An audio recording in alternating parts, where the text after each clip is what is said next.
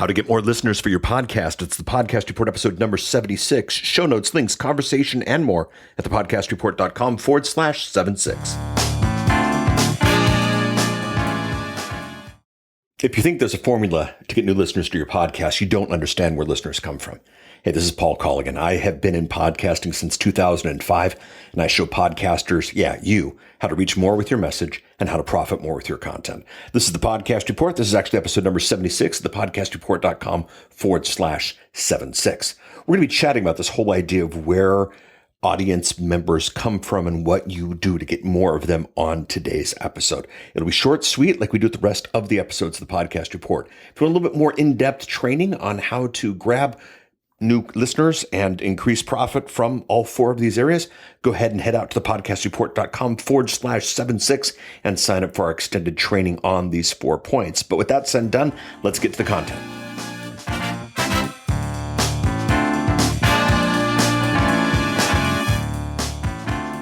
This topic is a big one, and it's vital to understand it.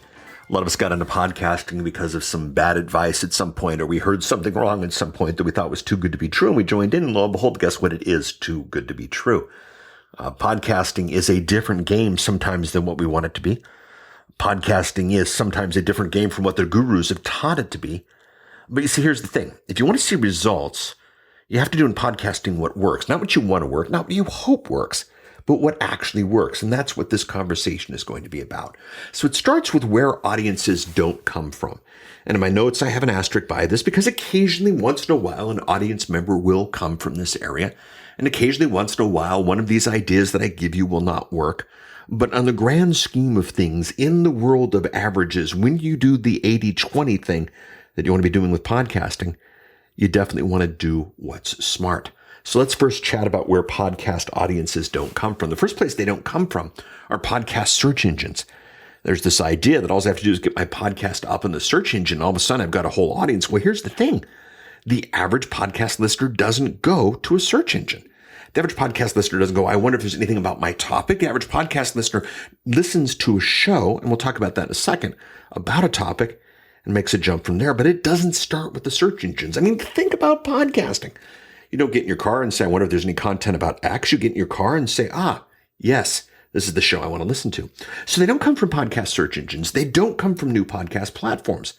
There's the idea that somebody pops up, hey, I've got a new podcast platform. Hey, I've got millions of listeners. Hey, they're all going to listen to you. That's not going to work.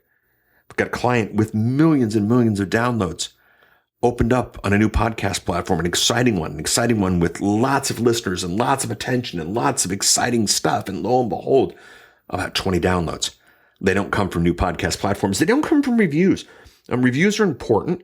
Reviews are good. Reviews work on the social side of things, and they definitely work on social proof. But the fact of the matter is you don't get new audience members from reviews, and you don't get new audience members. You don't get new listeners. You don't get new subscription from listings. This idea that in order to see success in your podcast, you got to go out and make sure you're in all the directories just isn't the truth. The fact of the matter is people don't go to listings to find shows. That's not how they work. That's not how you listen to podcasts. It's not how the public listens to podcasts. So if they don't come from there, where do they come from? Well, first of all, they start with those who already know you. I've got a client right now who's also a friend who's seeing some success in his podcast because he just told the people he knew about his podcast. They're starting to listening. They're coming to him and saying, wow, I'm listening to your show. It's changing my life. It's affecting what I'm doing. I'm ready to spend some time, some money, some effort. And that's on a small scale, but on another scale, I got clients with massive mailing list who launched their podcast to number one in the charts because they mail their existing list. Now, Paul, what if I don't have a list? Well, that's fine. We'll build one. We'll get one for you. But the fact of the matter is the number one place to get a new audience is from people, or to get a podcast audience is from people who already know, like, and trust you. Maybe this is social. Maybe this is blog. Maybe this is your book. Maybe this is you standing up in front of the PTA and handing out business cards to everybody, about your show. But the fact of the matter is they come from people who already know you. Don't forget this. When you teach them to subscribe, they become your audience. They become the most loyal, wonderful audience. Look at Michael Stelzner from Social Media Examiner. I've got a link to this in the podcastreport.com/76. Did an interview with him in the past. He did his podcast knowing darn well that it was going to support. It was going to be part of his existing audience and part of what they're already doing. And he's seeing great success for it, and he's not going to move away from it. In many ways, he's found it's almost I don't want to say better. I don't want to put words in his mouth. Definitely listen to the conversation that we've had. But the fact of the matter is he knew he would get his audience from his audience. And if you head out to the podcastreport.com/76, I've got a link to that interview with him. And we'll do more about this in the extended training, which I'll chat about in a second. Where do they come from? Audiences come from people who already listen to podcasts about your topic. If you are an underwater basket weaver and you were able to get on Underwater Basket Weavers on Fire, these are people who listen to shows about basket weavers, who like the world of underwater basket weaving. You come in, you introduce yourself, you give them a reason for them to come over to your show, and they will come over to your show. This is a great way to do it. A couple of months ago, I was in an event where a guy had filled a room with $2,000 a head people because he was on a podcast for an audience just like his.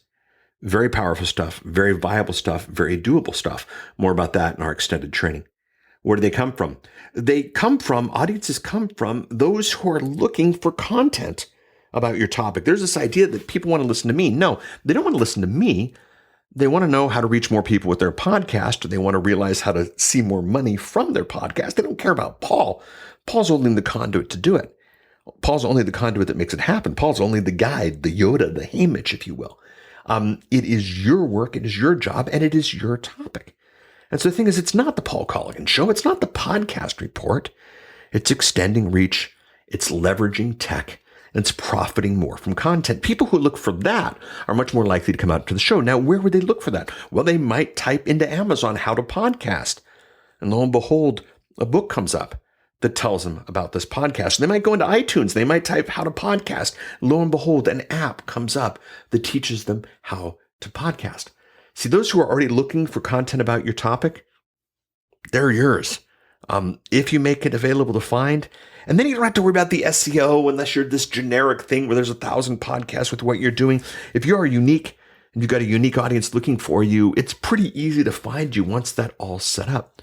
Let's admit it, podcast is a great way to learn. We get in the car, we got to drive to the airport, we got to drive to work, we got to do these things. And if we're interested in a topic and a guy or a gal has a show about that topic and we hear about it, we're going to join up.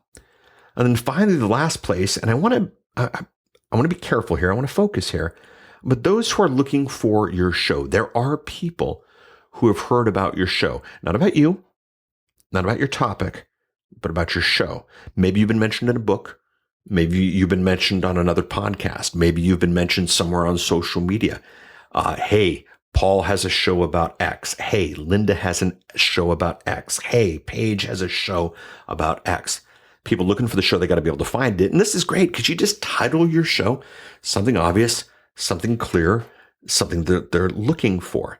Now, if you want to put your name in the title or put your name at the end because they're not looking for you. The topic, very important. Put the topic in the title, the podcast report, YouTube strategies.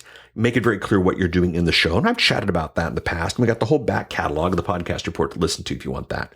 And of course, I've got some more about that in the extended training. We'll chat about the extended training in a second. So what do? Well, you got to understand where they come from and where they don't come from. Because the thing is, if you spend all your effort trying to get an audience from a place that an audience simply doesn't come from, it's not going to happen.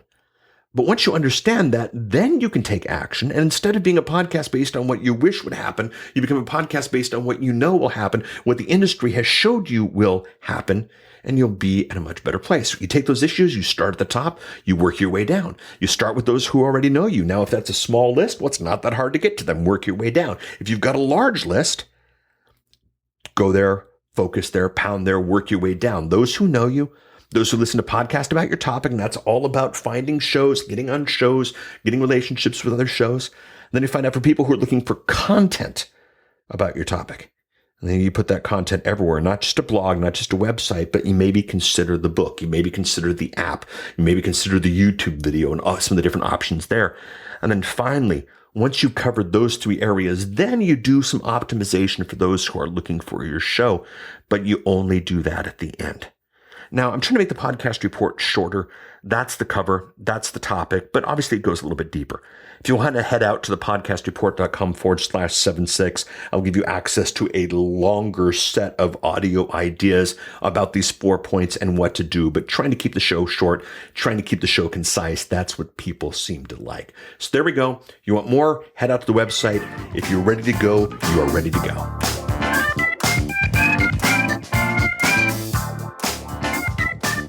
That's right, everybody. We're back at season 2 of the podcast report, doing a couple of tests this season.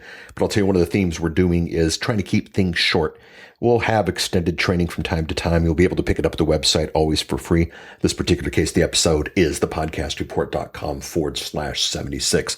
We'd love your input, and we'll give you ways to reach us on social and whatnot in a second. Got a couple of links out at the website. This round, we've got the new version of the podcast book. I'm no longer giving the year of the book because I don't know when you're going to be listening to this, but we've got a new version of the book out. Head out to www.grabthebook.com. You'll see all the different options for picking up the book. I've also got a link to the Michael Stelzner interview that I chatted about during this presentation. Mike's got a great model for taking an existing audience and building a podcast out of it, which is never a bad idea for podcast. Then we've got links to the 2 apps. We've got a link for the podcast report. I mean, we've got an app for the podcast report. And we've got the How to Podcast app. Android versions are coming. They are being worked on. At the time of this recording, it's iOS only, but trust me, those will be coming soon. Most of you listening to this, they will already be out there. So you can head out to thepodcastreport.com/76. And then, of course, as you know, at that place is the ability to get some more audio content on these 4 ways of building out your audience with some very specific ideas and implementation. There we go. That's what's at the site. Hope to see you there soon. Bye.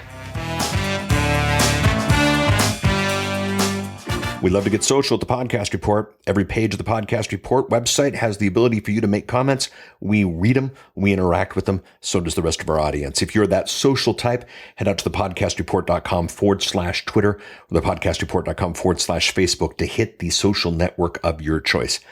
Now, in addition to subscription, we like not just listeners, but we like an audience. We like subscribers. If you don't know about subscribing to a podcast, that's one of the most powerful things about podcasting. You don't have to come out and check if there's a new episode. Every time there's a new episode, we send that right to you. A couple of ways to subscribe. The big one's iTunes, thepodcastreport.com/iTunes. But here's the thing. We're also at Stitcher, thepodcastreport.com/Stitcher. We're also at TuneIn, thepodcastreport.com/TuneIn. All those places where you can subscribe. All those places where you can get set up to get the next episode automatically. We don't care which one you go to. That's the power of podcasting. We just want to have you back every week to give you all of the good stuff. So interact with us, definitely, but for sure, subscribe to the show so we can chat with you next week.